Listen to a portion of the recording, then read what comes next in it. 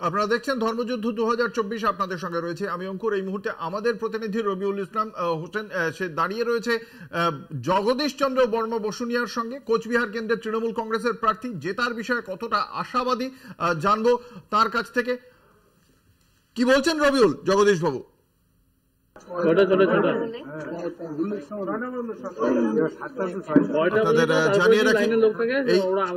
কোচবিহার কেন্দ্রে প্রায় 65% ভোট পড়েছে এবং এই কেন্দ্রে নিশীথ প্রামাণিক প্রায় 4% বেশি ভোট নিয়ে 47% ভোট পেয়ে জিতেছিলেন। অন্যদিকে এই কেন্দ্রে তৃণমূল কংগ্রেসের ভোট ছিল 43%-এর পাশে।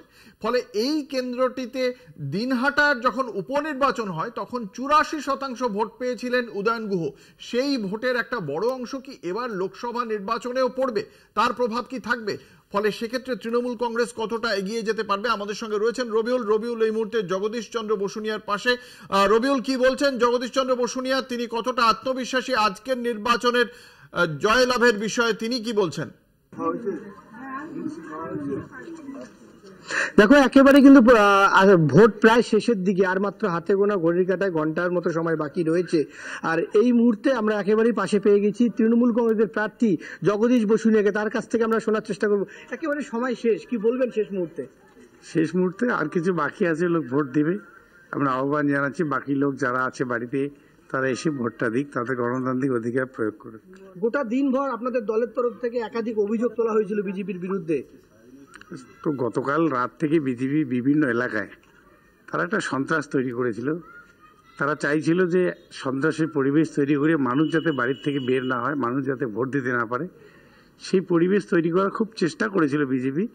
কিন্তু মানুষ আজকে সকাল থেকে যেভাবে বুথমুখী হয়েছে, মানুষ তাদের সন্ত্রাসকে উপেক্ষা করে এবার তৃণমূল কংগ্রেসের পক্ষে তারা ভোট দিয়েছেন এবং প্রত্যেকটা এলাকার মানুষ স্বতঃস্ফূর্তভাবে এই কাজে এগিয়ে এসেছে।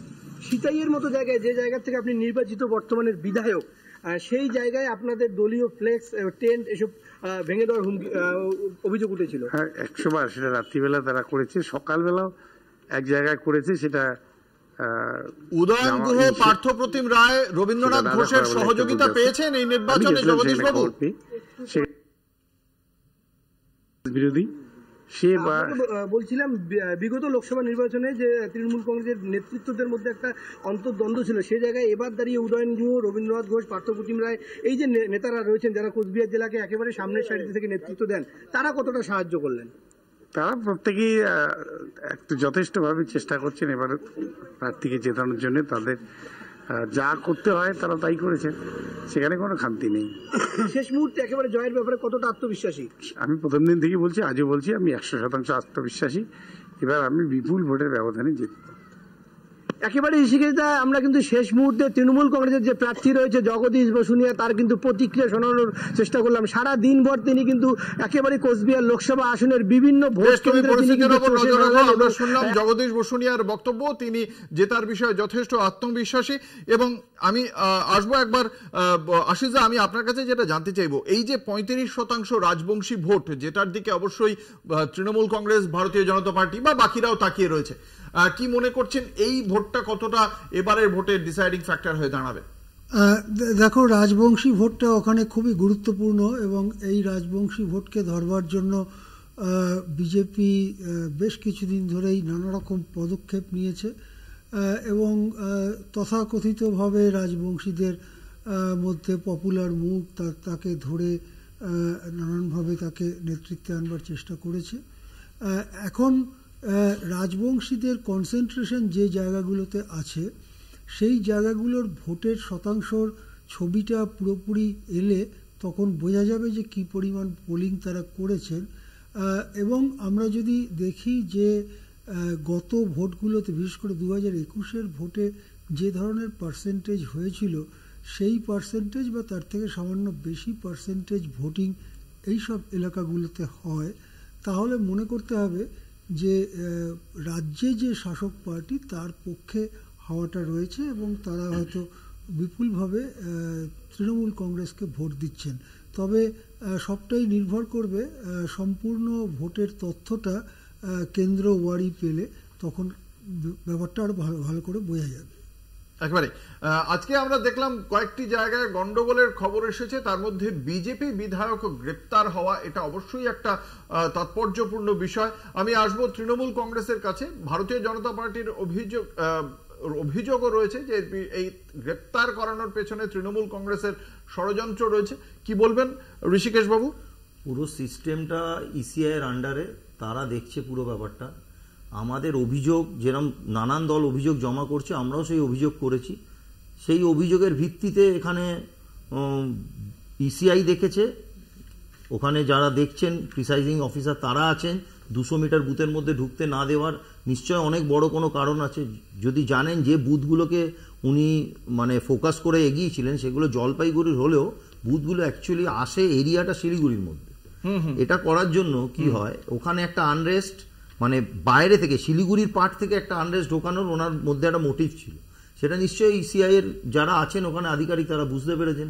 এখানে আমরা যেরকম ওরাও কমপ্লেন করে যাচ্ছে কন্টিনিউয়াস, আমরা মনে হচ্ছে আমরা কমপ্লেন করেছি, সারবত্ততা আছে, তাই জন্য তার এগেইনস্টে স্টেপ নিয়েছে। এবার উনি জুডিশিয়ারি থ্রুতে সেটা। তৃণমূলের বক্তব্যকে কিভাবে দেখছে সিপিএম?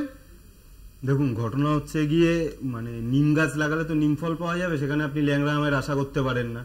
যে রাজ্যের মাননীয় মুখ্যমন্ত্রী নির্বাচন কমিশনকে মানেন না, যে রাজ্যের মুখ্যমন্ত্রী সরাসরি বলে দেন যে রাজ্যের পুলিশকে কেন ব্যবহার করা হয়নি, উনি তো একটা গণতান্ত্রিক সাংবিধানিক জায়গায় বসে আছেন, তারপরে এই মন্তব্য উনি কি করে করতে পারেন? নির্বাচন কমিশন কোথায় কাকে কিভাবে ব্যবহার করবে এটা সম্পূর্ণ নির্বাচন কমিশনের আওতায়।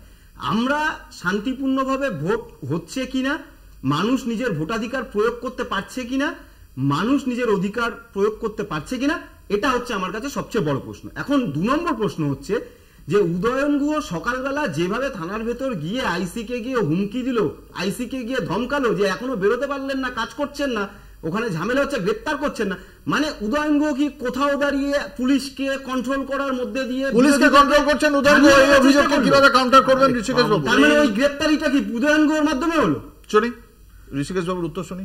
অশান্তি ছড়াতে চাইলে সে সেখানের যেখানে যে দল যাকে দিয়েছে দায়িত্ব সে গিয়ে কমপ্লেন করবেই, সে তো থানাতেই যাবে কমপ্লেনটা করতে। সব থেকে বড় কথা যেটা আমি আমার বন্ধুর কাছ থেকে আশা করেছিলাম, এটা ওয়ার স্টেট নয়, এটা ওয়ার স্টেট নয়। এখানে যেভাবে যত সংখ্যায় আর্মি ডেপুট করা হয়েছে এরকম নিদর্শন সারা ভারতবর্ষে নেই। এটা সারা বাংলার মানুষের আজ থেকে শুরু হয়েছে। বাংলার পঞ্চায়েত নির্বাচনে হিংসা হয়নি ঋষিকেশ বাবু? বাংলার পঞ্চায়েত নির্বাচনে আপনাদের দলের সবচেয়ে বেশি সংখ্যক তৃণমূল কংগ্রেস কর্মী মারা গেছে আমাদের কর্মীরা। সেটাই তো বলছি, তাহলে আপনাদের কর্মীদের বাঁচানোর কোনো তাগিদ নেই আপনাদের? আপনারাই তো দেখতে পাচ্ছেন যে আপনাদের দলের কর্মীদের পঞ্চায়েত নির্বাচনে রাজ্যের পুলিশ বাঁচাতে পারেনি, তাহলে আপনাদেরই তো মনে হওয়া উচিত যে কেন্দ্রীয় বাহিনী আসলে বাঁচাতে পারবে। আজকে সকালটা শুরু করেছেন কিভাবে নিশীথ প্রামাণিক? আমাদের ব্লক প্রেসিডেন্ট আজকে জীবন মরণ পন্থার অবস্থা লড়ছেন। এই শুরুটা কে করেছে? ওনাদের একজনকে দেখা, এই যে দেখাচ্ছেন যে ঘিরে রেখেছি কমপ্লেন করছি, ওনাদের একজন। সকালটা এটা শুরু হয়েছে তো, 1 মিনিট, সকালটা এটা দিয়ে শুরু হয়েছে তো, মহিলারা করছেন দিনের শেষে আপনারা কি দেখতে পাচ্ছেন? শয়ে দাঁড়িয়ে আছেন, লক্ষ্মী ভান্ডার কি সেটা। আমার বক্তব্য হচ্ছে দিনের শেষে এখনো পর্যন্ত কলকাতা টিভির কাছে যা খবর এসেছে, আমরা কিন্তু এটা বলছি যে বিক্ষিপ্ত কয়েকটি ঘটনা ছাড়া নির্বাচন মোটের ওপর শান্তিপূর্ণ। পঞ্চায়েত নির্বাচনের পর কি সেটা আমরা বলতে পেরেছিলাম? সেই সময় কিন্তু রাজ্য পুলিশ দিয়ে নির্বাচন হয়েছিল। পঞ্চায়েত এবছরের পঞ্চায়েত নির্বাচন রেকর্ড করেছে, সব থেকে বেশি নমিনেশন ফাইল বিরোধীরা করতে পেরেছে এইবারের। যুক্তিকে কিভাবে দেখছেন? সব থেকে আমাদের সঙ্গে রয়েছেন পলিটিক্যাল এডিটর আশিস চট্টোপাধ্যায়। আশিস দা, যুক্তিকে কিভাবে দেখছেন? এই যে উনি বলছেন যে শুধুমাত্র পঞ্চায়েত নির্বাচনের যেরকম ভাবে নির্বাচন হয়েছিল সেখানে হিংসা হয়েছে, তাদের দলের লোক মারা গেছেন, কিন্তু এইভাবে যে কেন্দ্রীয় বাহিনী দিয়ে নির্বাচন সেটা সঠিক নয়। না, এখানে মমতা বন্দ্যোপাধ্যায় একটা খুব যেটাকে বলা হয় যুক্তিসঙ্গত বা পার্টিনেন্ট কথা বলেছেন যে কেন্দ্রীয় সরকারও একটা সরকার, আমাদের যুক্তরাষ্ট্রীয় কাঠামোতে। আশিস, আমি আপনার কাছে আসবো। এই মুহূর্তে আমাদের সঙ্গে রয়েছেন গৌতম দেব, তৃণমূল কংগ্রেসের নেতা। আপনাকে প্রথমেই কলকাতা টিভির পক্ষ থেকে স্বাগত জানাই। এই বিধায়ক শিখা চট্টোপাধ্যায়ের গ্রেপ্তারি সম্পর্কে আপনার প্রাথমিক প্রতিক্রিয়া জানতে চাইব। শিখা চ্যাটার্জি তো গ্রেপ্তার হয়নি, শিখা চ্যাটার্জি তো রাস্তায় আছে, উনি সম্পূর্ণ বেআইনি ভাবে বুথে বুথে গিয়ে ঝামেলা লাগানোর চেষ্টা করছেন। 33 নম্বরে গেছিলেন, সেখান থেকে অভিযোগ পেয়ে ইলেকশন কমিশন তাকে সরিয়ে দিয়েছে, বেআইনি জমায়েত করছিলেন সেখানে উনি। 2 ঘন্টার মতো ছিলেন। উনি ওই বুথের ভোটারও নন, ওখানকার ভোটারও নন, তিনি ডাবগ্রাম ফুলবাড়ি গ্রামাঞ্চলের ভোটার। তিনি ভোট দিয়ে বিভিন্ন বুথে ঢুকে সেখানে ভোটারদের প্রভাবিত করা বা সেখানে ভোটারদের ভোটদানের ক্ষেত্রে অসুবিধার সৃষ্টি করছিলেন। সেখান থেকে পুলিশ তাকে সরিয়ে দেন, এক পোস্ট নাটক করেন তিনি। এখন তিনি হায়দরপাড়ায় ওয়ার্ড নাম্বার 40 তিলেশ্বরী হাই স্কুল, সেখানে তিনি গ্রামাঞ্চল থেকে পাশে ডাবগ্রাম 2 থেকে তাদের কিছু সহযোগীকে নিয়ে, সমর্থকদের নিয়ে তারা সেখানে শান্তিপূর্ণভাবে ভোট হচ্ছিল, সেইখানে তারা গিয়ে ঝামেলা করছে এবং সেখানে শিখা চ্যাটার্জি নেতৃত্ব দিচ্ছে। এই ধরনের নেতৃত্ব বিজেপি, তিনি নাকি বিধায়ক, আমরা তীব্র ভাষায় নিন্দা করছি। তার এই যে অ্যাটিটিউড যেটা উনি দেখাচ্ছেন সমস্তটা ক্যামেরার সামনে আছে।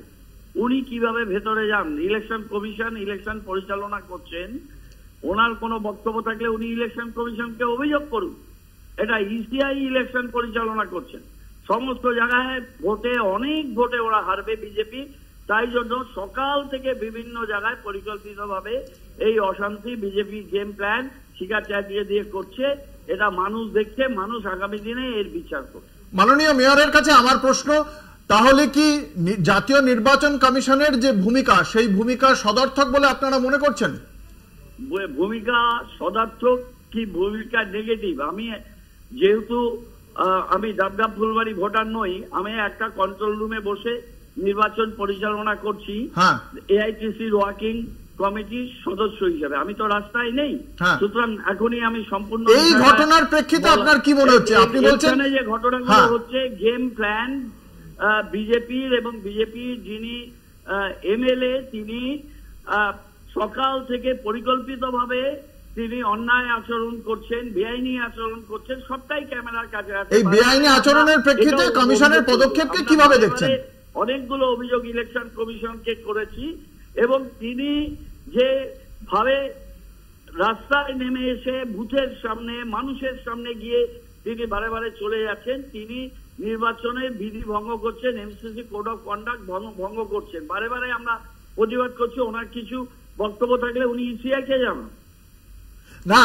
যেখানে মুখ্যমন্ত্রী বলছেন বিজেপি কমিশন, সেখানে আপনি বলছেন কমিশন সঠিক পদক্ষেপ করেছে। আমি কোনো কিছু বলছি না, আমি বলছি যে শিখা চ্যাটার্জি এখানে ওই নির্বাচন কমিশনের বিরুদ্ধে বিক্ষোভ দেখাচ্ছে, সেটা শিখা চ্যাটার্জির ব্যাপার। ওরা মানুষকে বাধা সৃষ্টি করতে চায় ফ্রি অ্যান্ড ফেয়ার ইলেকশনে। এখানে তৃণমূল কমিশন যে আটক করলো সেটা কি সঠিক কাজ করেছে নাকি? গৌতমবাবু, কমিশন সঠিক কাজ করেছে আটক করে? কি কাউকে আটক করা হয়নি, আপনি মিথ্যা কথা বলছেন। উনি রাস্তায় আছেন, তার বিরুদ্ধে পদক্ষেপ করে তাকে ঘটনাস্থল থেকে তো সরিয়ে দিয়েছে, আপনিই তো বললেন। সরাবে, উনি বুথের মধ্যে যেতে। তার মানে নির্বাচন কমিশন সঠিক পদক্ষেপ করেছে না? সঠিক পদক্ষেপ করেনি। ভোটার নন দাদা, আপনার সাথে আমি তর্ক করবো না এই ব্যাপারে। ইলেকশন কমিশন বুঝবে, ইলেকশন কমিশন কাজ কেমন করছে কোনো কথা বলতে চাই না এই ব্যাপারে। ধন্যবাদ, নমস্কার। ধন্যবাদ। আপনারা শুনলেন শিলিগুড়ির মেয়রের বক্তব্য। কিভাবে দেখছেন আশিসদা, কিভাবে ব্যাখ্যা করবেন গৌতম বাবুর বক্তব্যকে?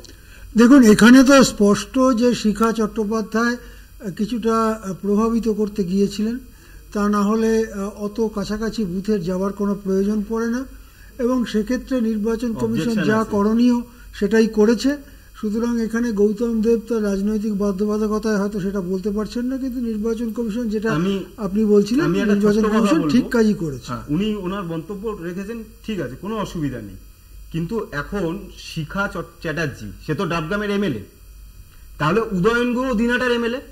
যদি একই কাজ শিখা চ্যাটার্জি, আমি যে দলেরই হই, কিন্তু আমাকে গণতান্ত্রিক পরিকাঠামোকে আমি ধ্বংস করতে পারি না।